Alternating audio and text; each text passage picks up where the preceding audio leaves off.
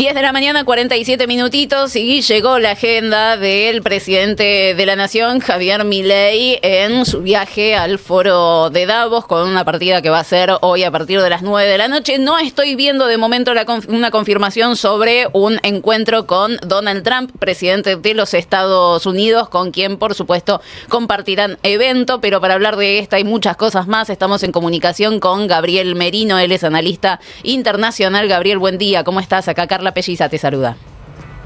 ¿Cómo estás, Carla? Muy bien. Muy bien. Bueno, en principio quiero consultarte qué es lo que estás esperando de este foro de Davos, porque creo que el mundo ha cambiado un poquito, ¿no? Desde el primero que lo tuvo como invitado a Javier Milei. Para este, ¿qué expectativas tenés?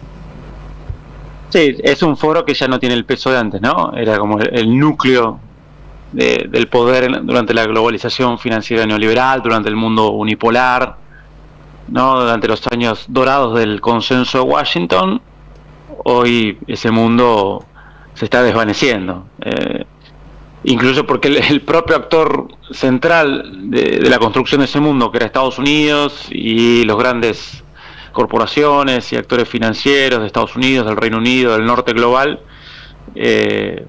bueno, están construyendo otro mundo, otra cosa, ¿no? Es el propio Trump que está rompiendo los cimientos de Davos, que entre otras cosas era, por ejemplo, ¿no? el libre comercio, esas instituciones multilaterales que comandaban la globalización neoliberal. ¿Sí? Todo eso está en crisis, incluso por el propio Estados Unidos, que en su pérdida de poder relativo y en su pérdida de capacidad productiva e industrial está dinamitando o intenta dinamitar la estructura comercial global, ¿no? Incluso ha vaciado la Organización Mundial de Comercio durante los últimos años. Y un Milei que es contradictorio, porque él es un ferviente defensor ideológico de los principios de Davos, por un lado, del neoliberalismo y de ese programa. De hecho lo aplica como parte de su programa de gobierno. Sin embargo, es un peón fundamental, un actor fundamental, ¿no? de Trump en América Latina, justamente un Trump que hace la política contraria y que lleva adelante un programa contrario a esos principios. Entonces, bueno, eso es lo que, ¿no? Eso se ve como paradoja desde acá. Y después, bueno, vamos a ver, qué sé yo, los discursos de siempre, de corporaciones. Seguramente se va a hablar mucho de inteligencia artificial, ¿no? De la revolución tecnológica productiva en curso y los temas que habitualmente ¿no? atraviesan Davos. Uh-huh. ¿Te parece que puede haber... Imagino que sí, ¿no? Porque están pasando muchas cosas, está pasando, bueno, lo que ocurrió con Venezuela y el apoyo incondicional de Javier Milei, que de hecho incluso hasta lo destacó en su discurso en la firma del acuerdo Mercosur-Unión Europea, pero también está esta avanzada constante y que sigue escalando esta amenaza de Donald Trump a Groenlandia, ¿no? De seguir insistiendo y un poco encaprichado él, ahora que no me dieron el Nobel de la Paz, me quedo con Groenlandia. ¿Te parece que Davos va a estar atravesado también por esto, pero no solo la posición de Trump, sino también una contestación de parte de la Unión Europea?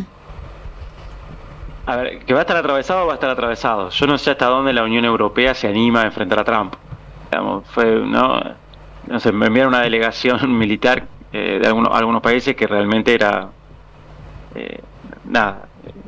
era bastante lamentable, porque era, no sé, Alemania envió 15 personas, llegó a Groenlandia, se volvió, dijo que porque la misión terminaba, y no se quieren enfrentar a Trump, evidentemente, pero tampoco pueden aceptar así como así, ¿no? Que Dinamarca pierda el 90% de su territorio, una locura. Y aparte es un discurso muy contradictorio, porque dicen la OTAN va a defender Groenlandia, y el jefe de la OTAN, que es Estados Unidos, es el que se quiere anexionar a Groenlandia. Entonces no pueden ni siquiera salir de sus trampas narrativas, discursivas. O sea, siguen defendiendo una OTAN cuyo jefe está amenazando la integridad territorial de un país clave de la Unión Europea. Entonces, ahí lo veo difícil. Trump, sí, como vos decís, Carla, está, ¿no? firme, vamos por Groenlandia, es una cuestión de seguridad nacional. Yo creo que juega con lo del Nobel, le dice como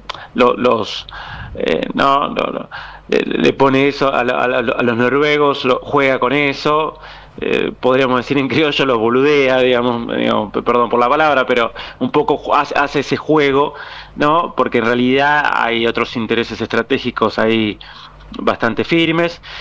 Estados Unidos que tiene bases fundamentales en Groenlandia, que de alguna manera ese territorio informalmente lo controla, pero que quiere ir a una cuestión, ¿no? De un imperialismo más territorialista, anexarse Groenlandia y Canadá, y con ello ser un jugador clave del Ártico, tener una cantidad muy importante de recursos, ir hacia un estado continental de más de 20 millones de kilómetros cuadrados. O sea, ahí es parte de una estrategia fundamental, no es un Trump solamente encaprichado, aunque a veces lo parezca, sino que también creo que ahí hay una estrategia de poder de por lo menos una fracción importante del establishment estadounidense que dice hay que ir al control territorial directo de Groenlandia. Es cierto que la personalidad de Trump influye, es un empresario inmobiliario y si algo que le interesa es ganar tierras, ¿no? Uh-huh. ¿Y te parece, pensando en esto, ¿no? En no quiere nadie enfrentarse, o por lo menos de momento a Trump? El tema es que hasta ahora Trump, nada, son tweets, son declaraciones. Después de lo que pasó en Venezuela, obviamente uno dice, bueno, por las dudas lo tomamos en serio, ¿no? Pero estás viendo que el desenlace lógico sería un Trump avanzando directamente sobre Groenlandia, o llegado el caso de que estas amenazas realmente se concreten, se puedan tocar, se puedan sentir, ahí sí se le van a parar un poco de manos. Lo veo difícil que se paren. O sea, uno esperaría que sí, pero hasta ahora las demostraciones son muy frágiles, muy flacas, muy falta de contundencia. Menos con la conducción de Ursula von der Leyen, porque como vos decís, Carla, a ver, Trump está decidido y hay dos escenarios acá: o le quita, o Dinamarca tiene que hacer concesiones fenomenales que prácticamente harían que Groenlandia esté bajo Estados Unidos sin poner la banderita directamente, o lo anexa, digamos, un poco a la fuerza, un poco comprándola, ¿no? Que es el juego que le presenta Trump. Claro.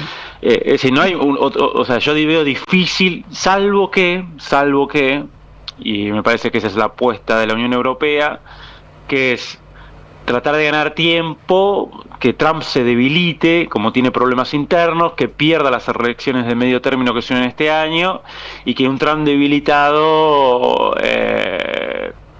puede hacer que se debilite en esa estrategia también, justamente en relación a Groenlandia. Sin embargo, ojo con esa hipótesis y con ese escenario, porque un Trump debilitado puede hacer justamente incrementar esa apuesta, o sea, jugársela más por esa apuesta como forma de ganar legitimidad y ganar fortaleza. ¿Sí?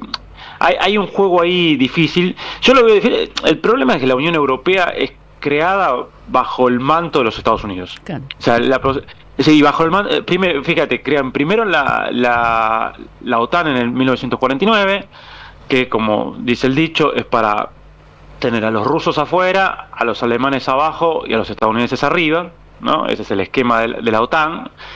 Y después recién permiten el desarrollo de la Comunidad del Acero y del Carbón en el 51 entre Francia y Alemania, y el Tratado de Roma del 57, que es como la base de la Unión Europea. Pero la Unión Europea es pensada como centro económico europeo para frenar a la Unión Soviética y darle escala a la industria alemana, francesa, y darle, fortaleza económica y política, pero bajo la subordinación estratégica de los Estados Unidos. El gran tema es que ese mundo, o sea, Europa se beneficiaba de ese mundo, de esa relación y de esa circunstancia, y eso se está dinamitando, y lo está dinamitando el propio Estados Unidos.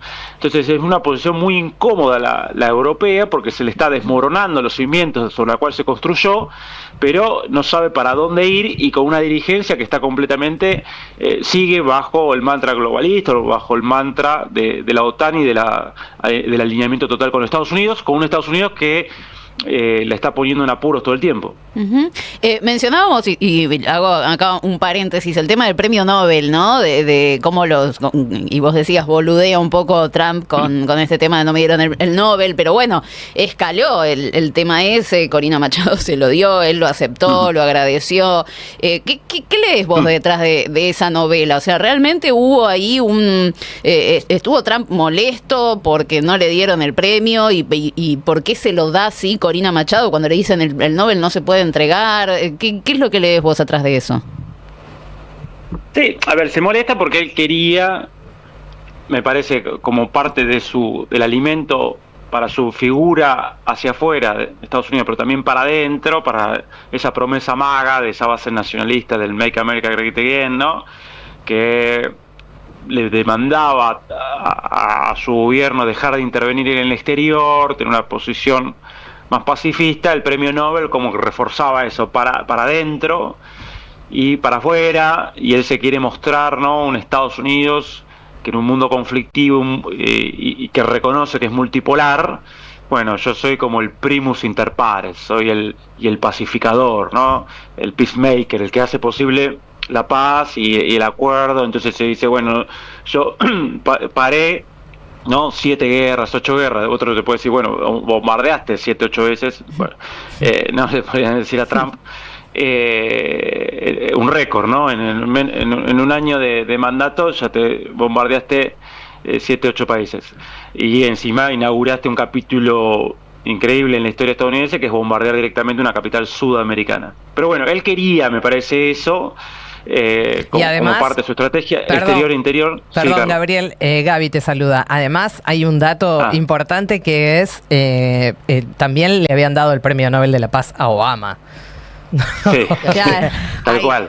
Hay algo ahí que es, primero, digamos, en general decir, che, le dieron un premio Nobel a Obama, que durante su gobierno fue increíble la cantidad de injerencia que tuvo Estados Unidos en el resto del mundo en cuanto a guerras, y además, bueno, demócrata es como el rival, digamos, con quien rivaliza permanentemente, ¿no? Se mide la moral, no sé cómo dice Donald Trump, por no decir otra cosa. Sí, y claro, como vos decís, bueno, fue también muy polémico ese premio Nobel, porque durante la administración Obama, bueno, se cometieron, por ejemplo, bombardeos en Siria, en Yemen, con cantidad de víctimas civiles, bombardeo y lanzamiento de misiles, sin declaración formal de guerra ni nada, ¿no? Intervenciones directas, bueno, además de deportaciones, porque también es eso, hay como una cierta hipocresía. Recordemos que ahora, si bien Trump hace toda una puesta en escena sobre la cuestión migrante y le ha dado otro cariz, o por supuesto, ¿no?, mucho más agresivo con la cuestión de expulsar a los migrantes, recordemos que durante la administración Obama fueron récords también las deportaciones. Pero volviendo al premio Nobel, sí, creo que había ahí obviamente esa competencia interna también con Obama. Creo que también él tiene una mirada bien instrumental de la política y dice, bueno, si se lo dieron a Obama y si me lo dan a mí y esto fortalece la posición de Occidente de Estados Unidos, yo necesito que me lo den. Y lo de Corina Machado me pareció, bueno, tragicómico, ¿no? O sea, realmente fue como un suceso global, ¿no? Muy lamentable, ¿no? Ella tratando primero tratando de conseguir una imagen, una foto que no termina consiguiendo en Washington, llevándole el Nobel a Trump y tratando de esa manera de clasificar, de prestarse para ser una personaje potable para que los Estados Unidos la designen en la transición política de cambio de régimen en Venezuela, ¿no? Intentando posicionarse de esa manera. Bueno, tengo este activo, es un Nobel, se lo doy a Trump para que no se enoje y de esa manera obtener, a ver si Trump de esa manera me pone ahí como posible representante de una transición política en Venezuela, que Trump no lo hace solo por el Nobel. Me parece que ahí hay un estudio del territorio venezolano. Digamos, si no nos quedaríamos en una cuestión superficial, que no digo que no exista, pero me parece que es secundaria. Hay un estudio que lo dice muy claro. Trump dice, Corina Machado no tiene, ¿no?, ni el respeto ni la legitimidad para encabezar un gobierno venezolano, que eso implicaría una mayor desestabilización y hasta un posible escenario de guerra civil. Y en Washington eso lo saben muy bien.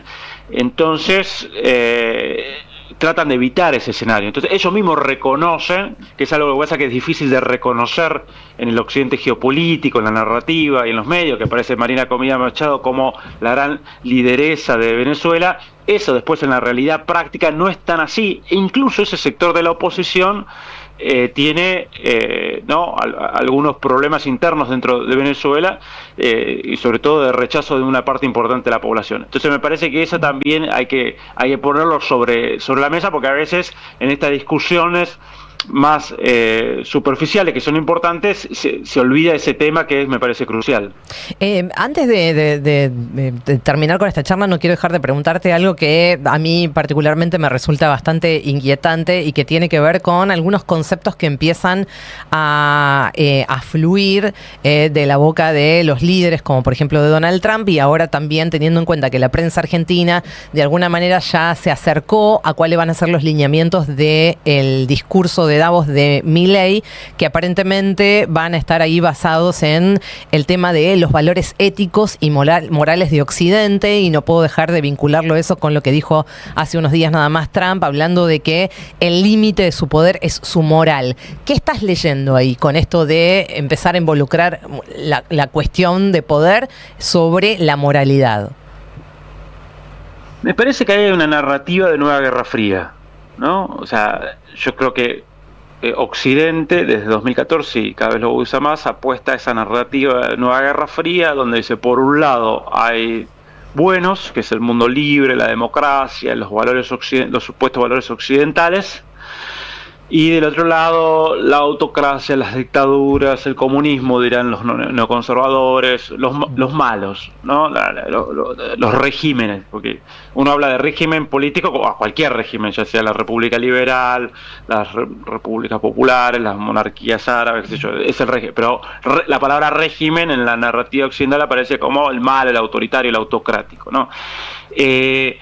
Intenta construir eso para generar alineamiento. En un mundo en que el occidente geopolítico pierde peso político, pierde peso económico, pierde peso estratégico, en un mundo multipolar, intenta, ¿no?, instalar esos buenos y malos y se genera alineamiento. ¿Estás conmigo o estás contra mí?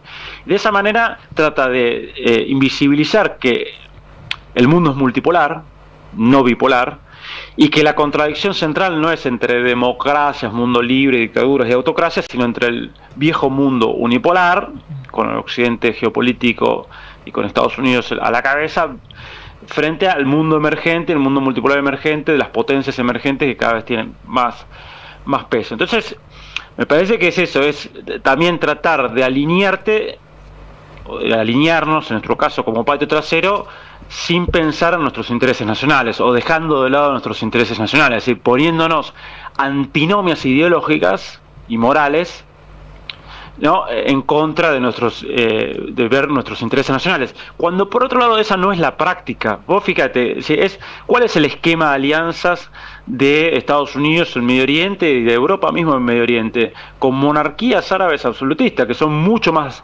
restrictivas o mucho más alejadas del paradigma liberal republicano que la propia República de Irán?